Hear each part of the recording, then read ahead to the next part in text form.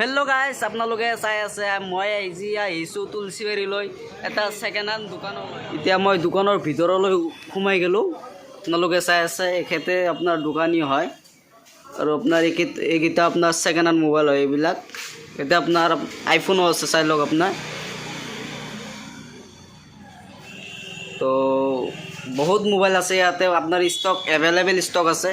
তো আমি দোকানীক সুধিম যে আপোনাৰ কিমানলৈকে ল' প্ৰাইচ কিমানলৈকে আছে। 2000 টাকা পাব ভিভো।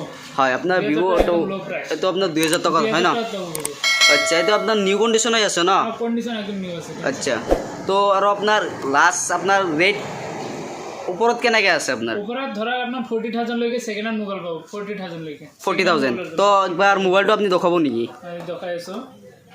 এইটো আইফোন হ'ব, এইটো আইফোনৰ হ'ব। এইটো 39,000 আছে। এইটো আপোনাৰ চাই লওক, আপোনাৰ এইটো আপোনাৰ 6 মান্থ ৱাৰেণ্টি আইফোন হয়। এইটো আপোনাৰ আইফোনৰ মডেলটো কি আছিল? আইফোন 13 হয়। আইফোন 13 হয়। তো আপোনাৰ চাইছে আইফোন 13 হয়। আপোনাৰ প্ৰাইচটো কিমান ক'লে? এইটো 39,000 হ'ব। এইটো চাব আপোনাৰ। আচ্ছা, 6 মান্থ ৱাৰেণ্টিও দি দিব আপোনাৰ এখেতলোকে। আৰু ইয়াৰ লগত কিবা আপোনাৰ গিফ্ট চিফ্ট কিবা আছে নেকি? আপোনাৰ ভিডিঅ' চাই কোনোবাই ডাইৰেক্ট নেকবেণ্ড এটা পাব। নেকবেণ্ড, আচ্ছা। নেকবেণ্ডটো আপোনাৰ কি কোম্পানীৰ হ'ব? নেকবেণ্ডটো আইটেলৰ হ'ব। আইটেল হ'ব, আচ্ছা। আৰু আপোনাৰ ল' প্ৰাইচত বা মিডিল প্ৰাইচত এনেকৈ কিবা আছে নেকি? এইটো এটা ল'ব পাৰে, 6 মান্থ ৱাৰেণ্টি হ'ব।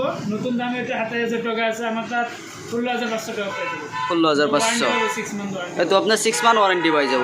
তো আপোনালোকে শুনা পাইছে, আপোনাৰ 6 মান্থ ৱাৰেণ্টি আছে। তো আপোনাৰ মডেলটো কি হয় ওপৰ? এইটো অপো F21 Pro 5G। F21 Pro।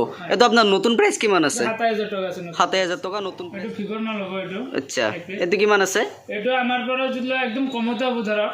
এইটো নতুন দাম 26,000 টকা আছে, আমাৰ পৰা 9,000 টকা পাব। আচ্ছা, আৰু আপোনালোকৰ তাতে কিবা 5G নতুন মডেল আছে নেকি? কিবা ধৰক 5G। 5G। আচ্ছা, আপোনালোকৰ তাতে আৰু আপোনাৰ নতুন মোবাইল পায় নেকি? নতুন মোবাইল পাব।